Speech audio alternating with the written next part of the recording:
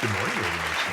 I am the commish, and this is your Raider Action Morning Show for Tuesday, December 3rd.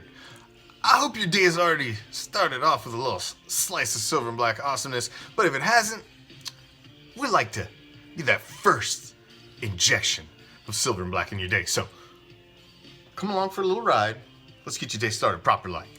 So, the loss on Sunday, of course, was a horrific loss for the team and hit home for a lot of players. But you would think the rookies that are new to this team, that are seeing the growth of this team, and that are becoming a part of this team, they're really taking this one to heart. And I'd like for you to listen to the post-game pressers from probably the shining star that has emerged so far on defense in Max Crosby, and of course our shining star that has emerged on offense this year, Josh Jacobs. This is what both of them had to say immediately after the loss on Sunday. Definitely, yeah. We can't have it. Too many, jumping off sides. Too many penalties in general. So, we gotta be more disciplined and, just be better as a team. Max, we were going to tell you during the week that you're going to give up 260 yards to the Chiefs. What would have thought the turnout would have been in this game?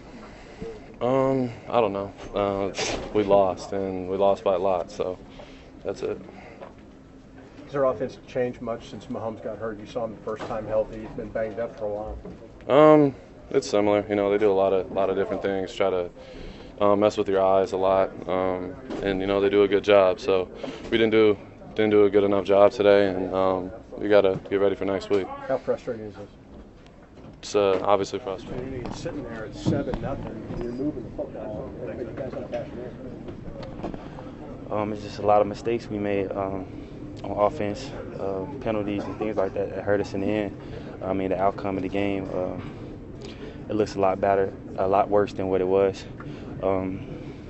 If you look at the total yardage and things like that, we was higher than them and all of that stuff. So it was just the penalties and turnovers.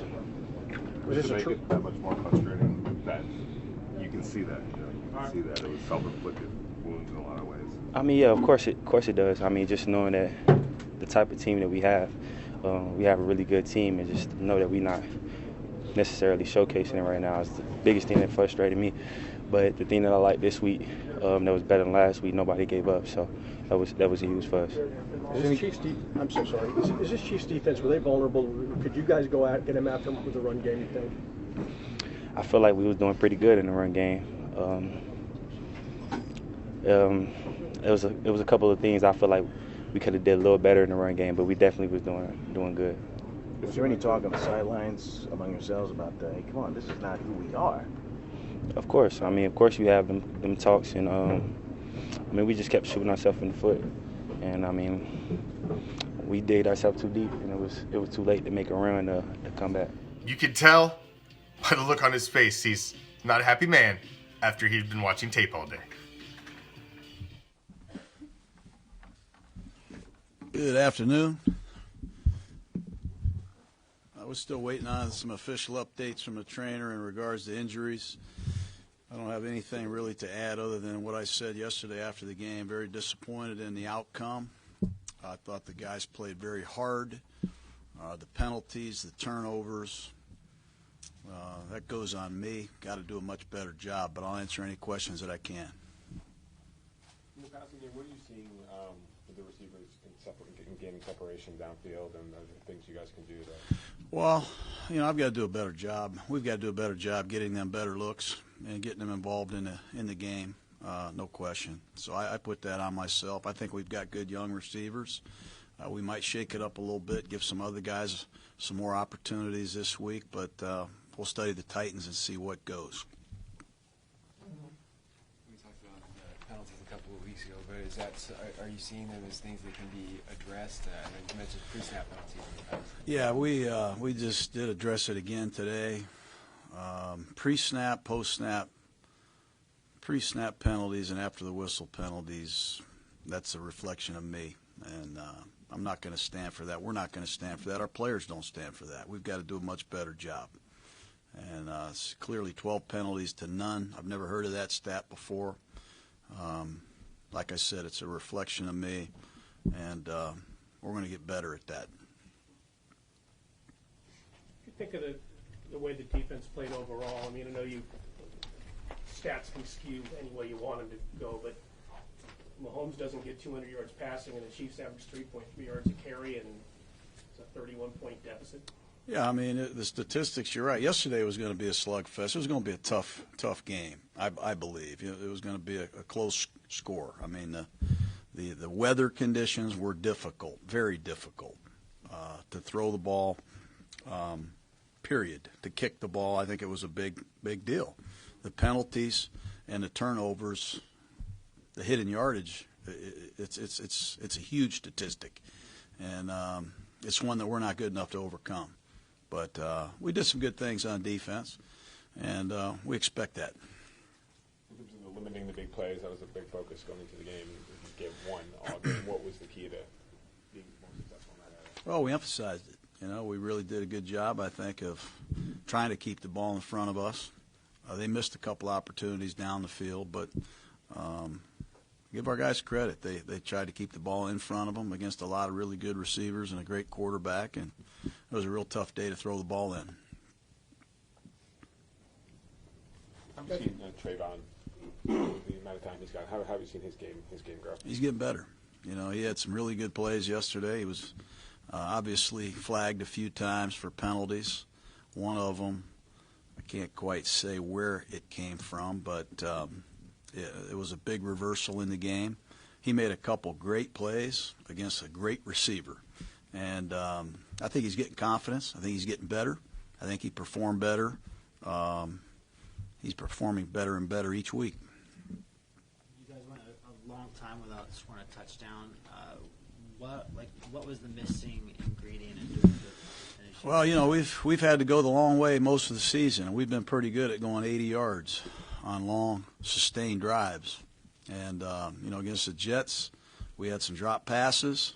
I think 3 or 4 drives in a row. We've had some penalties. We've gotten off schedule. We've said it time and time again. For us to be good on offense right now, we're going to have to stay on schedule and be balanced.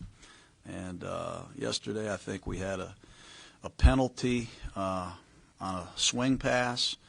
We had another penalty on our opening possession on an isolation block. The penalties, the turnovers, drop passes, miscues have hurt us.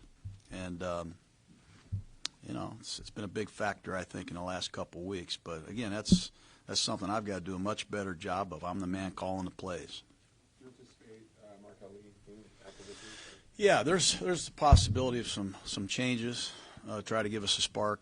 And we'll see from Rod Martin, the trainer, where everybody is here in the next 24 hours. It's been a big factor, I think, in the last couple of weeks. But, again, that's something I've got to do a much better job of. I'm the man calling the plays. Do you anticipate Markel Lee after this week? Yeah, there's the possibility of some changes, try to give us a spark. And we'll see from Rod Martin, the trainer, where everybody is here in the next 24 hours. The most problematic quarter in terms of score for you has been the third quarter all year. I think it's 91-20 or something along those lines. Is there any common denominator there that you can think of? No, it's poor halftime talks maybe. I take credit for that. We're playing pretty good football at times. We've struggled the last 2 weeks. There's a lot of statistics out there that look bad, and there's some that look really good. I think that's kind of a summarization of where we are right now at 6-6. Now, win or lose, regardless of score, Raider Nation has some of the most notorious fans in all of professional sports. We branch coast to coast, north and south, hell, all the way around the son of a bitch, this big-ass sphere. There's only one nation, and it's the Raider Nation. Regardless of culture, regardless of language, so even if in Spanish you call it Americano, in the end, we're all just enjoying football. Raider Nation, I have never seen a fan base as intense and as hardcore as Raider Nation. Oh, is that Tom Flores right there? Yes, Tom Flores right there. I'd like to think that what I did and I accomplished opened the door for many Hispanic. Just win, baby.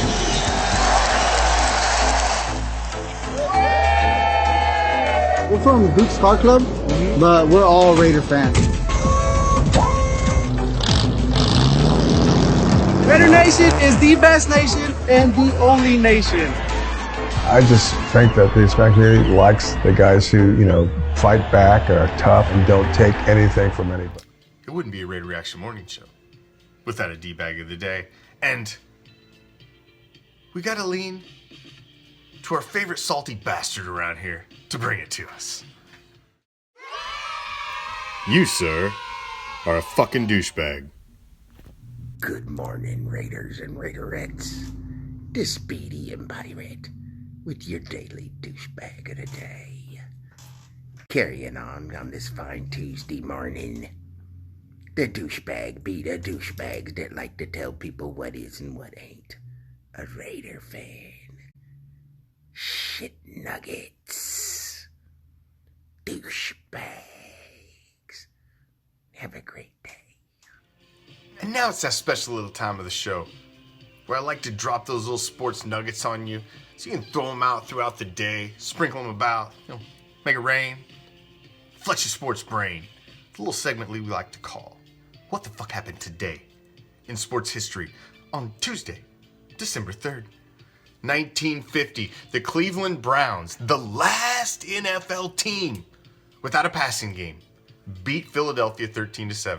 And really, they honestly still don't have much of a fucking passing game now in 2019 either. 69 years fucking later.